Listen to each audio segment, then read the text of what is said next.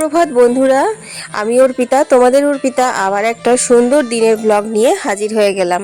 বন্ধুরা, এখন বাজে হচ্ছে 5:30। তো আমি সকালবেলা উঠে মুখ ধুয়ে আর বাসি কাপড়টা ছেড়ে নিয়েছি। প্রত্যেক দিনের মতো কুয়ো থেকে এক বালতি জল তুলে তারপর আমি দুয়ারে জলমারুড়িটা করে নিচ্ছি এখন।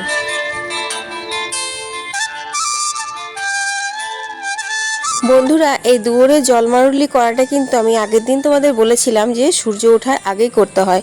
তো এখন 5:30 মানে বুঝতেই পারছো সূর্য ওঠেনি। তো যাই হোক, জলমারুলি করার পর এখন আমি নিত্যদিনের মতন তুলসী মাকে 1 ঘটি জল অর্পণ করে দিলাম।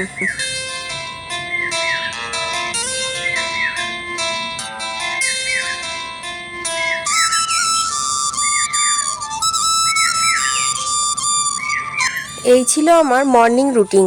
তো নিজের রুটিনটা করে তারপর চলে এলাম সোজা রান্নাঘরে বুবলার জন্য টিফিন বানানোর জন্য। বন্ধুরা, আজকালকার বাচ্চারা সকালবেলাতে কিছু খেতে চায় না, চটজলদি আমরা কি বানিয়ে দেব বুঝতে পারি না। আজকে আমি দারুণ একটা চটজলদি টিফিনের রেসিপি নিয়ে চলে এসেছি। তো প্রথমেই আমি শুকনো রুটি করে নিলাম। অবশ্য শুকনো রুটিটাতে আমি সামান্য একটু ঘি বুলিয়ে দেব। ঘিটা কিন্তু খুব কম পরিমাণে দেব, কারণ রুটিটা আমার হয়ে গেছে। এরপর দেখো, এখানে 1 চামচ ঘি দিয়ে আমি রুটিটাতে হাতে করে মাখিয়ে দিচ্ছি। এরপর আমি কড়াইয়ে সর্ষের তেল দিয়ে দিলাম। আলুগুলো আমি কিন্তু বড় বড় করে আগে সেদ্ধ করে রেখেছিলাম। তেলের উপর সামান্য 5 ফোড়ন আর শুকনো লঙ্কা দিয়ে আলুগুলো দিয়ে দিলাম।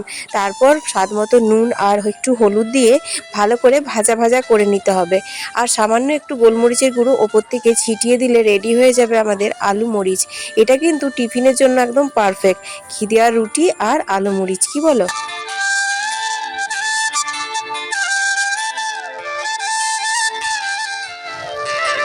তো চলো বন্ধুরা, এখন বাগানে গিয়ে এই যে ফুল তুলে নিই। আজকে ফুল তুলতে অনেকটাই দেরি হয়ে গেল। তো অনেক পাখি ডাকছে, খুব ভালো লাগছে, ঠান্ডা ঠান্ডা হাওয়া দিচ্ছে। চলো ফুলগুলো তুলে নিই। এই ফুল তোলার কাজটা না ভোর ভোর করা উচিত, কিন্তু যেহেতু বুবলার স্কুল থাকে তাই সকালবেলাতে অতগুলো কাজ সেরে টিফিন বানানোর চক্করে আমি না ফুলটা আর তুলতেই পারি না। তো এই ফুল বলেনি কি ভোর ভোর যদি তোলা হয় তাহলে প্রকৃতির সাথে আমাদের সম্পর্ক নাকি খুব ঘনিষ্ঠ হয়ে যায়। আমরা তাতে মানসিক শান্তি পাই আর সংসারে সুখ সমৃদ্ধি বৃদ্ধি পায়। তো বন্ধুরা, আর একটা কথা, নিজের বাগানে নিজে হাতে ফুল তুলে কিন্তু নিত্য পুজো করতে হয়, তাতে আরও বেশি ফল ভালো পাওয়া যায়। তো এখনকার দিনে তো আমাদের খুব কম জায়গার মধ্যে ঘরদোর হয়।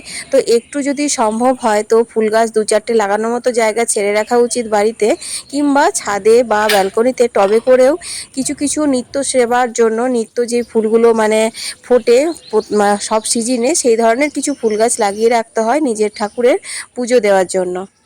তোমাদের সাথে গল্প করতে করতে আমার ফুল তোলার সাথে সাথে ঠাকুরের বাসনগুলো মেজে নিলাম। তো ঠাকুরের বাসনগুলো যে আমি মাজি, কারণটা হচ্ছে যেহেতু আমি সকালবেলাতে বাসি কাপড়টা ছেড়ে দিই, তার জন্য এই কাজগুলো করতে আমার কোনো রকম অসুবিধা হয় না। আর সন্ধে দেওয়ার সময় তো আমি কাপড় ছেড়ে সন্ধে দিই, তখনই কিন্তু ঠাকুরের আটন থেকে ঠাকুরের বাসনগুলো আমি নামিয়ে নিই।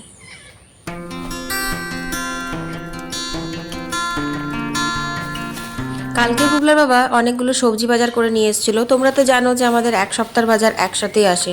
তো রাত্রেবেলায় আর রাখার সময় হয়নি, অনেক কাজ থাকে। আর কাজের ফাঁকে ফাঁকে আমাকে তো ভিডিও এডিট করা, তারপর ইউটিউবে মানে ওয়াইটি স্টুডিও চেক করা, অনেক রকম কাজ থাকে। তোমরা যারা ক্রিয়েটার তারা তো জানোই। তো সেই জন্য সবজিগুলো রাখা হয়নি। তো আজ সকাল সকাল বসে গেছি 1 ব্যাগ সবজি নিয়ে। তো সবজিগুলো সমস্ত কিছু গুছিয়ে ফ্রিজে রেখে দেবো। আর আজকে দেখি কি রান্না করব বুঝে পাচ্ছি না। তো যাই করি, কারণ এখন অনেক গরম পড়ে গেছে, একটু হালকার মধ্যেই করব।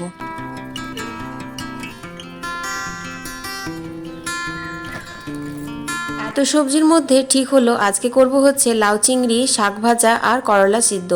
তো যাই হোক, এখন আমি একটা শসা কেটে নিচ্ছি, কারণ বুলো বাবা জলখাবারে মুড়ি খাবে, যেহেতু খুব গরম পড়েছে। তো একটু শসা দিয়ে দেবো। আর লাউটা কাটতে গিয়ে দেখি লাউটা কিন্তু একদম কচি। আর কচি লাউয়ের কী বলো তো, লাউয়ের সাথে সাথে লাউয়ের খোসাটাও কিন্তু খাওয়া যায়। আচ্ছা বন্ধুরা, তোমরা কেউ খেয়েছো এরকম কচি লাউয়ের খোসাটা ভাজা কালো জিরে দিয়ে? আমার তো দারুণ লাগে। তো খোসাগুলোও ভাজবো, তাই রেখে দিলাম। আর শাকগুলো করবো, কারণ গরমকালে একটু শাক ভাজা রসুন দিয়ে খেতে বেশ ভালোই লাগে। তো শাক বাছতে বাছতে একটা ছোটোবেলাকার কথা মনে পড়ে গেল। কি বলতো, শাকের সেই পোকা বার করার মন্ত্রটা কি যেন ছিল? হ্যাঁ, রাম রাঁধে সীতা খায়, শাকের পোকা ঝরে যায়।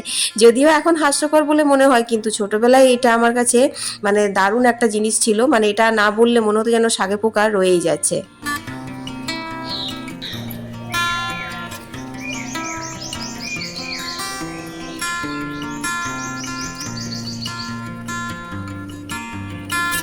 তো সবজি কাটা হয়ে গেল, শাক কাটলাম, করলাগুলো ভাতে দেবো, আর এখানে লাউ কেটেছি, খোসাগুলো সাইডে রেখেছি ভাজবো বলে।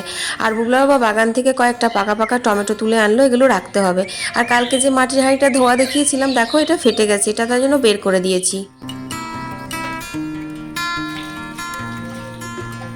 প্রতিদিন মনে মনে ভাবি যে যখন জলমারুলি করবো ভোরবেলায় তখনই একবারে তুলসী মন্দিরটা ধুয়ে দেবো, কিন্তু সেটা আর হয় না গো বুবলার স্কুল থাকলে।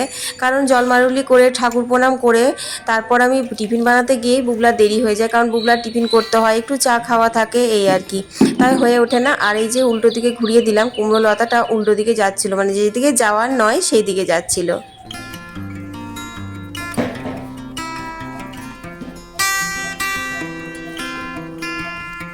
ঘরের সমস্ত বাসি কাজটা হয়ে গেছে, তারপর আমি কয়েকটা কাচাকুচি ছিল সেগুলো সব কেচে ধুয়ে মেলে নিলাম, কারণ আমি এখন স্নানে যাব।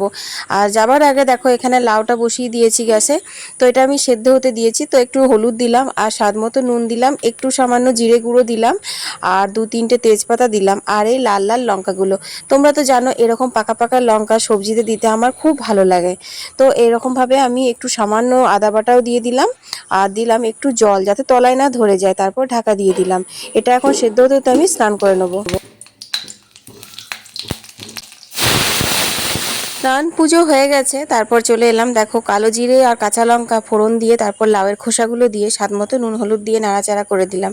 এরপর ঢাকা দিয়ে দেবো, একদম ভাজা ভাজা করে নামিয়ে নেবো। লাউয়ের খোসা ভাজা কিন্তু খেতে খুব ভালো লাগে।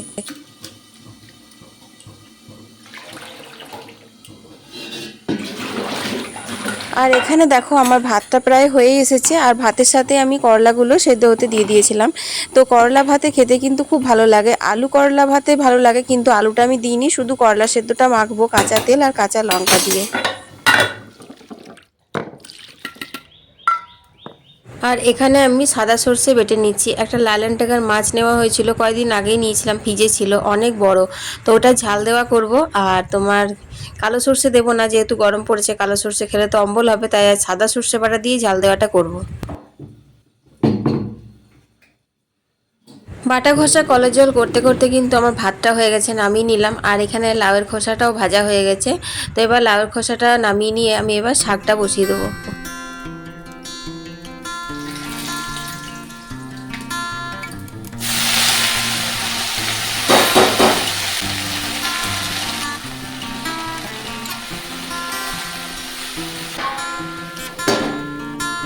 তো শাকটা নামিয়ে পরে দেখো এখন আমি মাছটা করে নেবো। তো সর্ষের তেলেই করব। প্রথমে লাউ চিংড়িটা করব, কারণ লাউটা সেদ্ধ হতে দিয়েছিলাম, তোমরা তো দেখলে। তো সর্ষের তেলের ওপরে কালো জিরেটা দিয়ে দিলাম ফোড়নে, তারপর আমি দিয়ে দিলাম হচ্ছে কাঁচা লঙ্কা।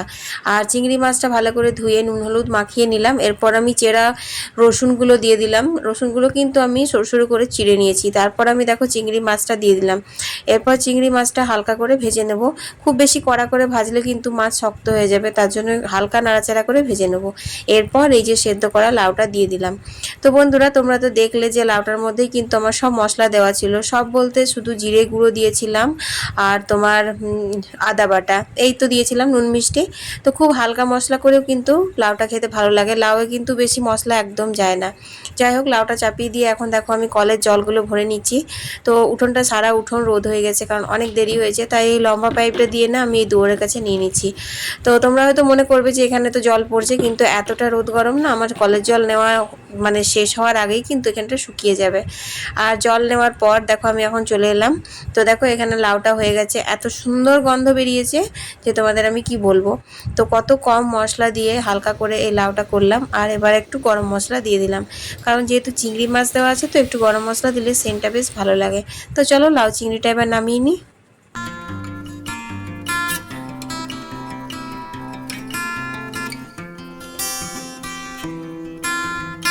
তো লাউ চিংড়িটা নামিয়ে এবার আমি তেলাপিয়া মাছ, তেলাপিয়া তো বলে না, এগুলোকে লালন টাগার বলে, তো লালন টাগার মাছগুলো আমি ভেজে নিচ্ছি। তো প্রথমেই মাথাটা ভাজলাম, কারণ মাথাগুলো অনেক বড় বড় ছিল, তো তার জন্য মাথাটা ভেজে নিলাম। আর এর মধ্যে না ডিম বেরিয়েছিল, তো ওই ডিমগুলো আমি শুধু তেলের উপর দিয়ে যে কি ভুলটা করেছিলাম সেটা আমি জানি, কারণ এত জোর জোর ফাটতে লেগেছিল যে কি বলবো, ফটফট করে আমার তো সারা গা তেল ছিটিয়ে আর করে একাকার কাণ্ড। যাই হোক, সেগুলো তো অফ ক্যামেরার ব্যাপার, অফ ক্যামেরাতেই হয়েছিল। আর এখন দেখো মাছগুলো ভেজে নিয়ে আমি 5 ফোড়ন দিলাম, কাঁচা লঙ্কা, পেঁয়াজ দিলাম। এরপর আমি পেঁয়াজটা খুব ভালো করে ভেজে নিলাম। এরপর দিয়ে দিলাম সেই সাদা সর্ষে বাটাটা। তো এরপর দিয়ে দিলাম স্বাদ মতো নুন আর পরিমাণ মতন হলুদ। তারপর একটু নাড়িয়ে চাড়িয়ে মাছগুলো দিয়ে 1 ফুট ফুটিয়ে নিলে রেডি হয়ে যাবে লালন টাকারের ঝাল দেওয়া। তো বন্ধুরা, সাদা সর্ষে দিয়ে কিন্তু লালন টাকারের ঝাল দেওয়াটা খেতে খুব ভালো হয়, আর কালো সর্ষে দিলেও হয়, না হওয়া হয় না। তো যাই হোক, এখন মাছটা আমার রেডি হয়ে গেছে। চলো এবার খাওয়া দাওয়ার পালা। তো বন্ধুরা, এখন বাজে হচ্ছে 5:30। তো দেখতেই পেলে সূর্য মামা অস্ত গেছে, কারণ যতক্ষণ রোদ থাকে ততক্ষণ আমাদের এই বারান্দা পর্যন্ত, এই যে ওই বারান্দা পর্যন্ত রোদ থাকে। আমরা তো তোমার এই বিকেলবেলাটাতে বেরোতেই পাই না, সেই জন্য। তো যাই হোক, এখন এবার উঠোনে একটু বসবো। আর এই যে দেখছো ঘাসটা, এটার মধ্যে আবারও খালি পায়ে একটু হাঁটাহাঁটি করব, আর 1 কাপ চা খাবো। তো ভিডিওটা আজকে এই পর্যন্তই। তোমাদের যদি ভালো লেগেছে অবশ্যই ভিডিওতে একটা লাইক দিয়ে আমার চ্যানেলটা সাবস্ক্রাইব করে বন্ধু হয়ে পাশে থেকো। আবার কাল একটা নতুন ভিডিও নিয়ে হাজির হয়ে যাব। আমি অর্পিতা, তোমাদের অর্পিতা। টাটা।